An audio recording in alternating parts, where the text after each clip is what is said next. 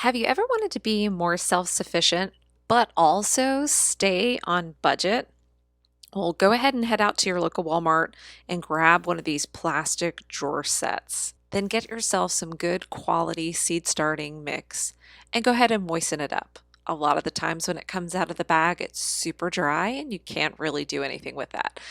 Once you got your seed starting mix moistened, and you're going to want to grab a dry erase marker and label the three drawers on the bin that you bought. Once you've done that, set out some seed starting pots. These can be things that you've bought, or you can make them out of toilet paper tubes or newspaper. It doesn't have to be fancy.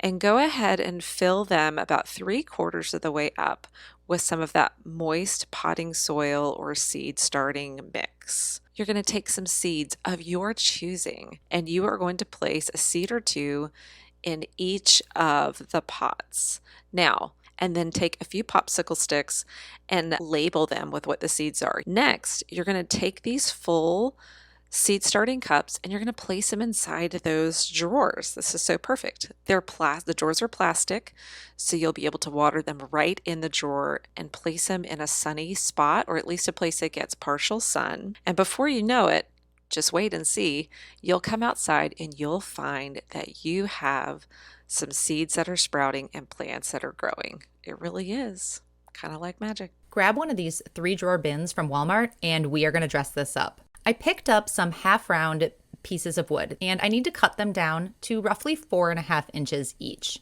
Now it's time to attach them to the drawers. I want to cover the front of the drawer to give this kind of a natural boho look. I picked up a multi-surface glue, so this is going to work really well on wood and plastic, and it dries clear. So I'm just going to put a dab of glue on each piece of wood and put them all the way across the drawer. Now that everything's dry, I'm going to take this outside and add a coat of spray paint. I'm opting for a real neutral beige color, and I'm going to cover the front of the drawer and the wood. I opted to leave the rest of the drawer set white. I really like the contrast between the beige and the white, and I think these drawers look so good. It is such an upgrade from the basic drawer set that I had originally. Let's run on down to Walmart, and it's time to grab your favorite inexpensive bucket. We got to get those handles off. We don't need those. Take them off both sides. They clip right off. Next, we're going to take that bucket and flip it over. We need to set in 2 strips of wood that are going to fit right on the edge. Just go ahead and set it down there. No need for a tape measure, and just mark it with a pencil. What you're going to need is definitely 2 of these. Just use your favorite saw. It's easy to do. Next, stick them on there. Make sure they fit just right inside the grooves. Then you can use some hot glue. Just 3 good dabs on the edge will do it. Just flip it over and press it against the plastic. Now I know what you're thinking. This glue does not hold permanently. That's okay. We just need it to hold until we can flip it back over. So do that to both pieces right on the edge and just hold it down till it sets. Takes about 20 seconds. Next, flip the bucket over, and what you're going to do is grab just some small little screws. They don't need to be long. We don't want them to pop out through the end of the wood. So just take your drill and put it right in. 2 or 3 in each strip of wood will be just right. Just put it in there, don't over tighten, and that's going to hold it in place. Now it's time to put on the wheels. I got these little inexpensive caster wheels, but I need the drill bit to be just the right size, and we're going to mark it 1 inch from each side of the wood. We're going to put 4 of these legs on. So once you get them marked, let's go ahead and we're going to drill it. You can just drill all the way through the plastic. It's not going to be a problem because when we set the leg in, it's going to block the hole. So these little wheels are perfect. Now it's time to take that hot glue, put it right on the edge of the hole there, and put the leg on. It's going to hold it just great. Now, if you don't want to use hot glue and you want a little different glue, go ahead. It'll work also. Just let it set up. I like using hot glue because it's fast. Once we get the legs in, look at this. They are excellent. Exactly what we need. Now it's time to go ahead and decorate the bucket. I grabbed this twine over at Dollar Tree. Just take again our favorite hot glue, put it right on the edge. This is our starter piece. Just stick it right on there. You want to make sure this first row is perfect. I use the edge of this bucket right on this line, and that's going to be what I call my datum line. Just go ahead and set it all the way around, and we're going to go around the whole bucket. Once you get that on, it's time to take a little bit of your inexpensive fabric, cut about 12 inches wide. We're going to use that hot glue again, and we're going to fold over the edge. That's going to give us a nice edge to finish this off. What I did was I just worked my way down with that hot glue and kept folding it over. Be careful, because it can get a little hot. Once we get both edges nice and done, what we're going to do is fold it over the bucket. It's going to cover all that plastic. Get that glue right on that last bit of rope right there. Spread it over and just mark it down right there. We're going to take this all the way around the bucket, and look at this. This is going to be a great container. We can store books, dog toys, or even toys for the grandkids. It turned out great. I have these plastic storage drawers, and I'm tired of seeing the things inside. To start, I want to paint the front of the drawers. Since their surface is quite slick, I'm going to go ahead and give them a quick sanding with a medium grit sandpaper first. Now it's time to paint. The drawers will need 2 coats of paint, and I'm going to use a blue and then a green to match this beautiful contact paper. I want to make sure to paint right up and under the handle. This will cover all of the front parts so that I can't see all of the supplies in the drawers. I also want to paint the handles so that when I add the contact paper, none of the white from the handle will be peeking through. Now that both coats of paint have dried, I'm going to add the contact paper to the handles. I'm measuring and trimming the first piece, and once it fits well, I'm going to use it as a template to cut the rest of the pieces I need. The back comes off when I'm ready, and it's super easy to stick right over the paint. These storage drawers are already looking so much better. I think it'll be fun to add the same contact paper to the top of the drawers as well. I'm going to cut a piece large enough to cover the entire top. The top of my drawers actually has 2 levels, so I'm going to start with the edge around first. I'm going to stick down the contact paper, and then I'm going to use this utility knife to trim out the middle that's lower.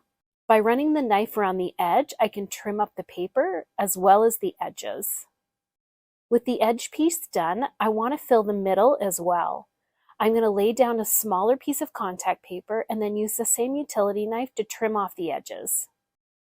To finish off my storage drawers, I want to add some cute little labels so that I know what's inside each drawer. I love these little chalkboard sticker labels, and they're perfect to add to the side of each drawer. I'm thrilled that I no longer have to look at the supplies in these drawers. With this chic makeover, it looks so much better. I hope this has inspired you to give your storage drawers a makeover too. Grab a plastic bin from Walmart for this project. I'm going to start by drilling a few holes into the side of the bin. This is going to be for handles down the road. Then I'm going to flip the bin over, and I'm going to drill 4 holes, 1 in each corner of the plastic bin. I want to dress this bin up, so I picked up some gray and white patterned fabric, and I've cut it down to size so that it is the right height of the bin. Now I'm going to use some spray adhesive to adhere the fabric to the plastic. When I get to the corners, I am going to cut up the side, and then I can just fold these 2 pieces over each other, creating a really nice looking seam. To add the handles, I'm going to locate the hole that I drilled with my finger and then just poke through the fabric with a pair of scissors. Now I can thread the jute through and tie a knot on the inside to secure it in place. Now I'm going to add some feet to the bottom to raise this up off the ground and just make it look a little nicer. And there you have it. I have a really nice looking bin that I can keep out in the open. It looks so much better than your basic plastic bin, and I can store all kinds of stuff in here. I have the storage container, and I'd love to use it for my office supplies, but I really don't want to see what's inside. I'm starting by giving the container a quick sanding so that the surface is a little rougher. To make the outside look a little better, I want to add some clay designs before I do anything else. I always dust my molds with cornstarch before adding the air dry clay, so that it releases easily when I'm done. I'm just going to keep adding clay until the mold is slightly overfilled. To remove the excess clay, I'm going to take an old ruler and just run it from the middle of the design to the outside edge. Now it's time to release the clay. Look at that beautiful flower and all those details. For right now, I'm just going to lay the clay where I want it. I've gone ahead and made some more impressions, and I'm going to lay them all out on the side of the container. Now that I've decided where I want the impressions, I'm using some tacky glue to stick them in place. Once they're all glued, I'm just going to leave this to dry overnight. With the clay stuck in place and dry, it's time to paint them. I've chosen a silver spray paint for the first coat. This is going to cover the clear container and provide a really nice background. Now that the silver spray paint is dry, it's time to give the container a beautiful faux stone look. I'm using stone spray. It's a textured spray with different shades of beiges to give the look of stone. The trick with this spray is to do a lot of light coats. Each coat has to dry, and then the next extra coat will help to build up that faux stone. I think this box and the texture are so fun. I love that what's inside is hidden now as well. The next time you're at the dollar store, grab one of these inexpensive plastic bins and give it a farmhouse makeover. I want to give this storage piece a farmhouse feel, so I headed to my paint supplies and grabbed some sandpaper and white paint. Before painting the bin though, I want to make sure that the surface is roughed up a bit, so I'm going to give it a quick sanding with some medium grit sandpaper. Now that the bin is ready, I'm going to give it a coat of white paint. I'm not going to go and paint the inside of the bin because I actually like the gray and it'll match the dresser next to where it will be. To create the farmhouse look that I want, I'm going to add some faux wood grain. I'm using a chip brush because of its uneven bristles and some brown glaze. Only a little bit of the glaze is needed on the brush, and then I just lightly sweep it across the surface. This creates the faux wood, and I can even create some faux knots with the glaze as well. If I want to soften up the lines, just this damp paper towel is all that I need. Once I've finished all the sides with the glaze and the faux wood grain, I'm going to leave it to dry overnight. Now that the paint and glaze are completely dry, I want to fancy up the handles a little bit. I've grabbed some of this thick twine and I'm going to wrap it around each one. I'm going to use a little dab of hot glue to hold each of the ends in place. I love the rustic touch the twine gives to the bin. I love how pretty this plastic bin looks now. You wouldn't even know it's the same one. A little bit of paint and it was easy to do. I hope this has inspired you to give your plastic bins a makeover as well. Grab some collapsible storage cubes from Walmart and some paint stir sticks. Measure the width of your storage cube. Using a utility knife, score the measurement line. Make these cuts on all of your paint sticks. Sand the cut ends of the sticks so there are no rough edges. Wipe some wood stain on the top and sides of each paint stick. Let them dry completely. Lay the paint sticks on the side of an open storage cube. Start to glue each stir stick to the storage cube panel with a hot glue gun. Head on over to your local Walmart and grab their $7 mirror. Place the mirror directly in the center of the table just as you would a regular table runner. Clean off the mirror with some glass cleaner to remove any fingerprints or smudges. Then start styling your table. Take a fabric placemat and flip it over. Using the storage cube insert, trace around the insert on the placemat. Once traced, cut the fabric square from the placemat. With a hot glue gun, glue the placemat square to the side of the open storage cube. Take some favorite yarn and make a pom-pom with a pom-pom maker. Using a large needle or upholstery needle, thread one tail of the pom-pom and insert it through the upper center of the glued placemat through the storage cube, and knot the two tails together on the inside of the storage cube. I ran to my local Walmart and grabbed two matching pots, one bigger than the other. First thing I did was level an area in the front that would be in direct sunlight and put the bigger pot in first. Next I grabbed an old bucket upside down into the bigger pot to make sure that it's centered. Next I grabbed a flower pot base. I wanted to make sure that I turned it with the lip side down. We're going to take the smaller pot that we got and place it on the center of that pot. I want to grab some local rocks and place them around the edge. Next I got out a new solar powered fountain that I bought for $10. It floats in the water because it's got a float on the bottom and it works great in direct sunlight. With this fountain comes some plastic spacers. What this does is make sure that the fountain stays in the center of the pot. Once you got it marked, you can go ahead and just trim it with a pair of scissors. Put some nice clear water inside. Go ahead and place the fountain inside. Once the direct sunlight hits it, voila! Let's run on down to Walmart and it's time to grab your favorite inexpensive bucket. We got to get those handles off. Next, we're going to take that bucket and flip it over. We need to set in 2 strips of wood that are going to fit right on the edge. Next, stick them on there, make sure they fit. Then you can use some hot glue. Just flip it over and press it against the plastic. So do that to both pieces right on the edge and just hold it down till it sets. Next, flip the bucket over, and what you're going to do is grab just some small little screws. So just take your drill and put it right in. 2 or 3 in each strip of wood will be just right, and that's going to hold it in place. Now it's time to put on the wheels, and we're going to mark it 1 inch from each side of the wood. We're going to put 4 of these legs on, and we're going to drill it. Now it's time to take that hot glue, put it right on the edge of the hole there, and put the leg on. Look at this. They are excellent. Now it's time to go ahead and decorate the bucket. Just take again our favorite hot glue, put it right on the edge, just stick it right on there. Just go ahead and set it all the way around, and we're going to go around the whole bucket. Once you get that on, it's time to take a little bit of your inexpensive fabric, cut about 12 inches wide. We're going to use that hot glue again, and we're going to fold over the edge. What we're going to do is fold it over the bucket. It's going to cover all that plastic. Get that glue right on that last bit of rope right there. We're going to take this all the way around the bucket.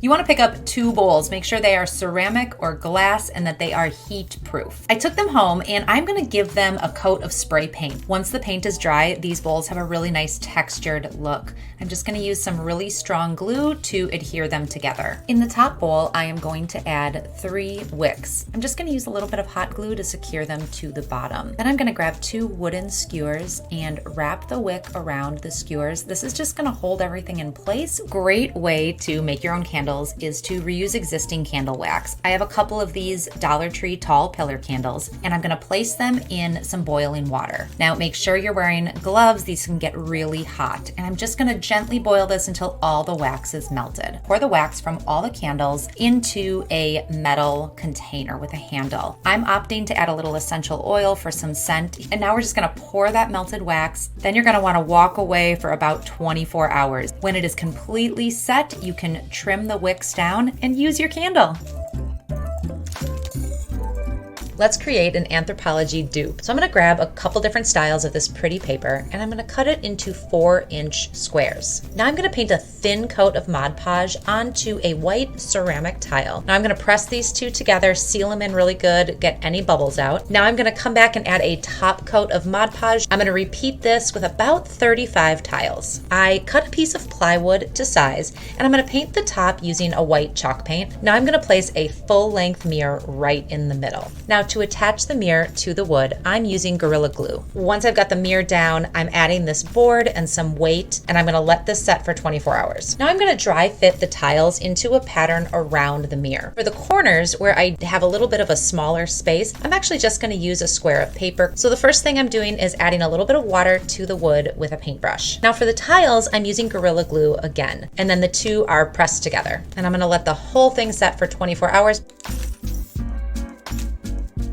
Grab a plastic bin from Walmart for this project. I'm going to start by drilling a few holes into the side of the bin. This is going to be for handles down the road. Then I'm going to flip the bin over and I'm going to drill 4 holes, 1 in each corner of the plastic bin. I want to dress this bin up, so I picked up some gray and white patterned fabric. And I've cut it down to size so that it is the right height of the bin. Now I'm going to use some spray adhesive to adhere the fabric to the plastic. When I get to the corners, I am going to cut up the side, and then I can just fold these 2 pieces over each other, creating a really nice looking seam. To add the handles, I'm going to locate the hole that I drilled with my finger and then just poke through the fabric with a pair of scissors. Now I can thread the jute through and tie a knot on the inside to secure it in place. Now I'm going to add some feet to the bottom to raise this up off the ground and just make it look a little nicer. Grab some hot glue and put a bead of glue along one side of your lampshade, and then add some twine or jute. And we're going to wrap that around the lampshade until we cover the entire thing. After you have all your tassels made, we are going to add these to the bottom of our lampshade. And I decided to hot glue these. You could use a needle and thread and tie them and sew them on the edge, but this worked out perfect. You are going to simply trim off the excess tails. Get a styrofoam cooler. I found mine at Walmart. Take a piece of cardboard, trace with a Sharpie, and cut with an X-Acto blade to make it slightly smaller than the lid of the cooler. Take a piece of upholstery foam and trace with a Sharpie and cut with an X-Acto blade. Hot glue the upholstery foam to the top of the lid with the cardboard on top of that. Take a blanket, rug, or textile of your choice and cut it to size to the top of the lid. Fold and hot glue to the lid and trim the excess. Use an old sheet, cut to size, and wrap around the cooler base. Hot glue all the way around the base of the cooler and trim off the excess. Cut the remainder of the blanket, fold over and hot glue the edges to clean them up. Wrap the blanket pieces around the base with hot glue. Add tassels from the blanket around the top of the base of the cooler to give it a boho look. I went to the store and grabbed some hula hoops along with black matte spray paint. I took the hoops out to my garden and decided to attach them to my house using small poultry staples. I then slipped a piece of pipe cleaner through the hole and attached the hoop, twisting the ends together. I used black electrical tape to join the hoops together. To attach the plant, I carefully moved each stem, bundling some together and following the curve of the hoop.